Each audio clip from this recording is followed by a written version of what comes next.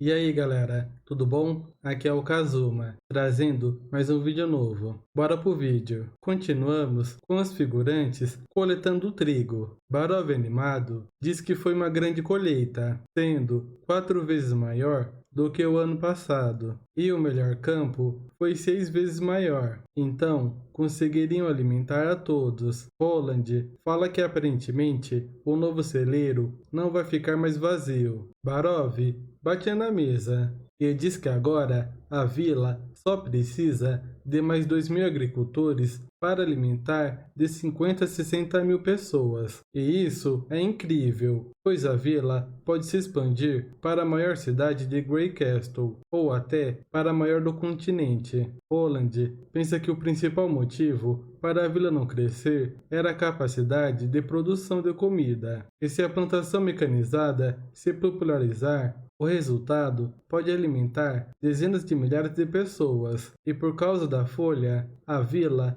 teve uma grande colheita. E depois de conseguir alimentar mais pessoas com o mínimo de agricultores, liberarão eles dos campos, transitando-os imediatamente para a produção industrial. No ano seguinte, terão ferramentas de ferro e máquinas voltadas para o campo. Com isso, a produção só tende a aumentar. Roland, em cima de um palco, faz um pronunciamento, pedindo para todos o ouvirem. Ele diz que o governo cuidará deles depois de se tornarem homens livres, e que poderiam escolher se continuariam no campo ou tentariam encontrar trabalho na vila. Quando a pesagem de grãos acabar, os promovidos serão pronunciados. Todos os figurantes dão vivas a Vossa Alteza. Roland continua dizendo que, além disso, no próximo ano, contanto que a produção atingisse a meta, todos poderiam ser livres. Portanto, eles deveriam trabalhar duro,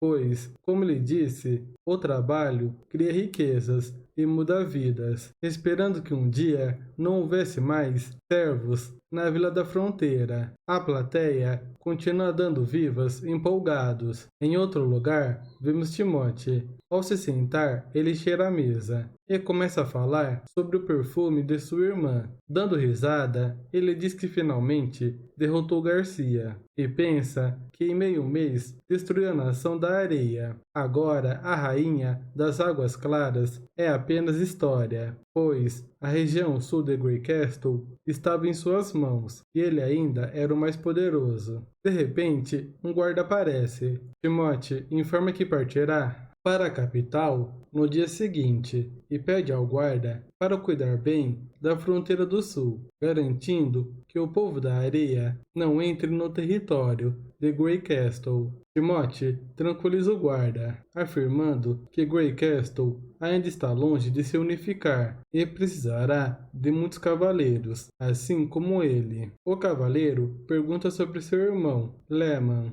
que foi para o oeste, pois não há notícias dele. Timóteo responde que ao retornar à capital, buscará notícias sobre ele, e a prioridade do guarda é queimar todo esse lugar, para que todos vejam que o lar de Garcia se foi, e aqueles que tomaram o comprimido, mas não morreram, também devem ser queimados junto com o Porto das Águas Claras. O guarda concorda com a ordem. Depois, Timóteo reflete sobre os feitos de Roland, como ele derrotou o Duque, entre outras coisas. Depois, se questiona como Roland conseguiu fazer tudo isso e esconder sua verdadeira natureza durante todo esse tempo. E talvez ele tenha encontrado algo na Vila da Fronteira que o mudou. Timóteo menciona o nome de Roland e prevê que mais cedo ou mais tarde ele se ajoelhará diante dele, implorando piedade. Na igreja, o Papa pergunta se Heather morreu e lamenta, pois ela era uma garota inteligente e devota, e ele acredita que o assassino será eventualmente punido por Deus. O Papa também questiona se Garcia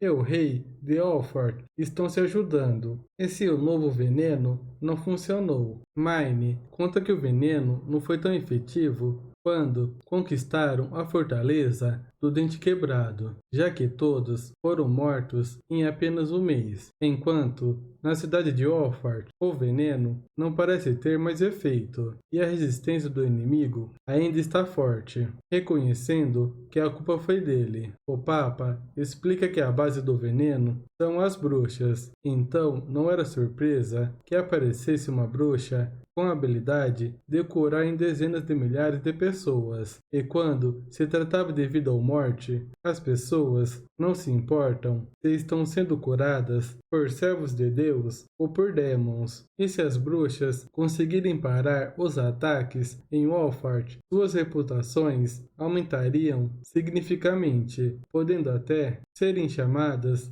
de heroínas, o que não era bom para a igreja. O Papa diz a Hermione que não deve se preocupar com a perda de soldados da punição divina, pois a reunião da terceira princesa com o rei de Alford é uma oportunidade para pegá-los todos de uma vez, e ele quer que Hermione o acompanhe. Hermione pergunta sobre o que se trata. A oportunidade. O Papa explica que o plano original era esperar mais 2 anos antes de usá-los para resistir ao aumento das bestas, e isso é chamado de cerco bestial nos registros, e para funcionar adequadamente requer pelo menos 3 ou 4 bruxas, e seu alcance é maior do que catapultas e balistas. Muralhas comuns não terão chance de resistir à destruição dos projéteis de ferro. Como isso vê dos inimigos deles, os demons do abismo. A igreja escondeu o cerco bestial nas profundezas de uma caverna. Assim, quando ele for usado,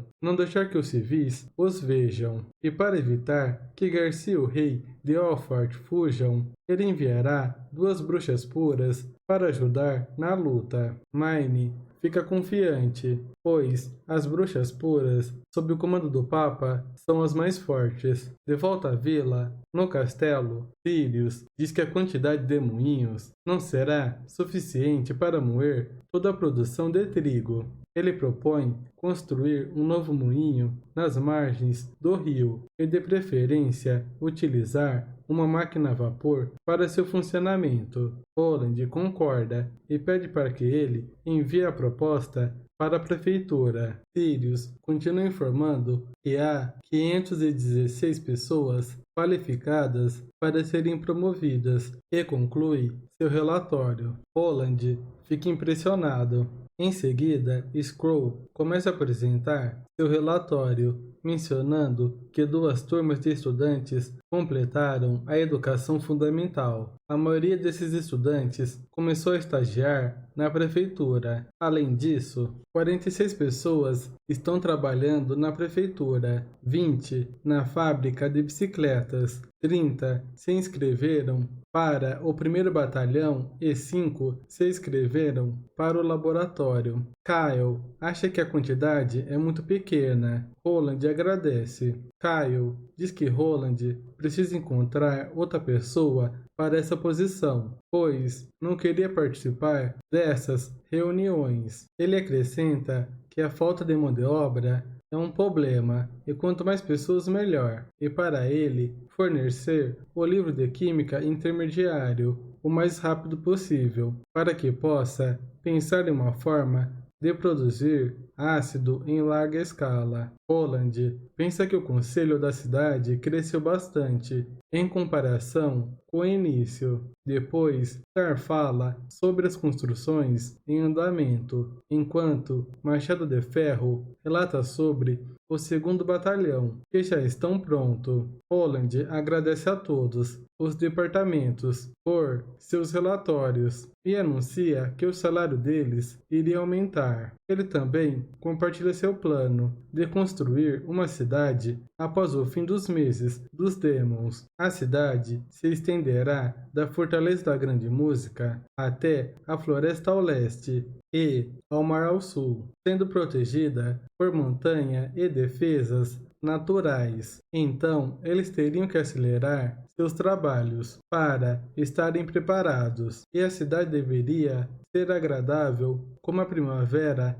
em meio ao frio interminável do inverno. Mais tarde, Barov comenta sobre o assunto de salários, e talvez eles não consigam pagar, mas Roland pede para ele não se preocupar, pois iriam receber dinheiro com as vendas de máquinas e dos balões para Margaret. Barov também menciona que o Sr. Kyle foi muito rude com Vossa Alteza. Roland dá risada e diz que a cortesia não é o ponto forte de Kyle, mas ele sempre mostra entusiasmo por sua área de atuação. Mais tarde, vemos Kyle contando algo. Em seguida, ele pensa por que há tantos lugares vazios e se aquela lista era completa de elementos. E a mente do príncipe é absurda, pois, como ele, não poderia lembrar de algo tão importante. Vemos, alguns momentos antes, Roland pede para ele não ficar assim,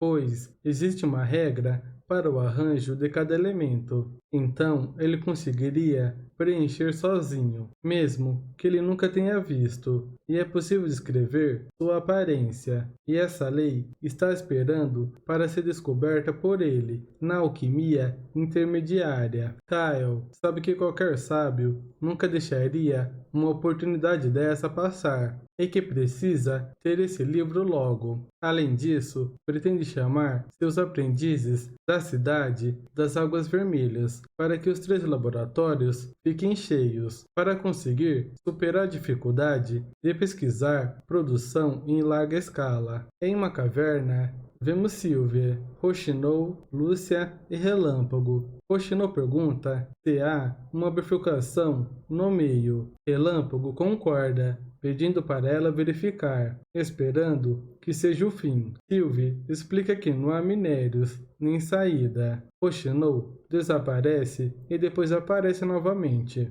Relâmpago menciona que só há mais um caminho para explorar nessa mina. Sylvie, em seus pensamentos, conta que mesmo podendo ver vagamente a mudança de magia de Rochinol, não consegue ver imagens e movimentos dela, e de acordo com Relâmpago, ela é a bruxa de batalha mais forte da União. E também há rumores de que essa mina é o lar de monstros antigo, havendo casos de mineiros desaparecidos. Porém, nenhum monstro pode escapar de seus olhos mágicos. Lúcia pede para esperarem, pois ela iria converter aquele minério, pois acredita que Vossa Alteza irá precisar. Depois, elas voltam a explorar. Ao checar um lugar, Sylvie começa a suar e diz que pode levar a uma veia de minérios. Rochinol comenta que de toda forma iria checar. Ao chegarem em uma bifurcação, Rochinol comenta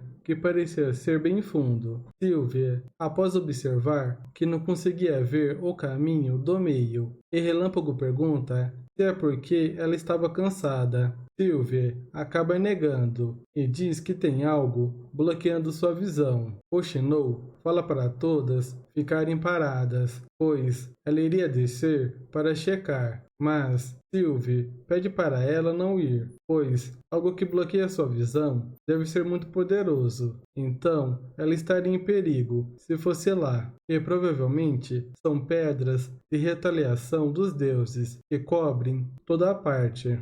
Em outro momento, vemos uma pedra enorme e brilhante. Roland pergunta se foram eles que fizeram essa escada, mas Cater nega e conta que quando o primeiro batalhão chegou ali, as coisas já estavam assim. Relâmpago diz que era improvável que esse lugar esteja relacionado à população local ou ao reino. Ao descerem pelas escadas, Roland estima que essa pedra tenha 30 metros de altura e pensa que não é radioativa, pois se fosse, todos já estariam mortos. Ele também se pergunta como ela se formou. Cater conta que uma pedra pequena já vale várias moedas de ouro, então uma desse tamanho valeria muito. Roshinou pergunta se ele queria que os nobres matassem as bruxas, mas Carter diz que não era isso o que ele quis dizer. Relâmpago comenta que é a primeira vez que vê essa cor em uma pedra de retaliação, e se ela levasse um pedaço,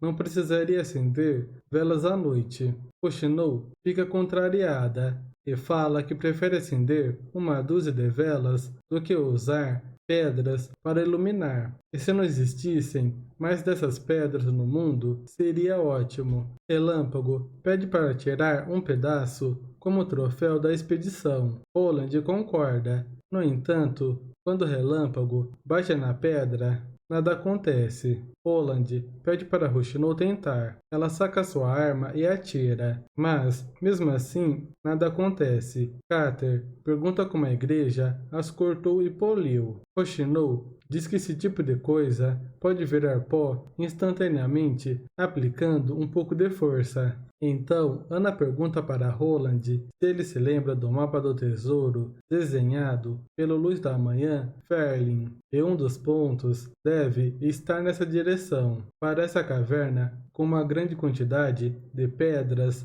de retaliação. Mais tarde, Scroll diz que se o palpite de Ana estiver certo, esse mapa talvez seja o que a igreja deixou quando procuravam uma mina de pedras de retaliação. Mas por que abandonaram tudo depois de passar tanto tempo esculpindo a escada de pedra no fundo da caverna? Roland diz que, julgando pelo preço das pedras, não é um recurso facilmente descartado. Agora que a igreja de Taquila é uma área proibida, talvez a resposta para essa pergunta só seja revelada se forem para a Torre de Pedra na floresta a oeste, ou talvez nunca saiba. Mais tarde, Evelyn pergunta para Vela se Roland lhe deu alguma tarefa recentemente. Vela confirma e conta que ele pediu para ela usar suas habilidades em algumas peças de metal para que fossem mantidas em temperaturas ambiente, mas ela não sabia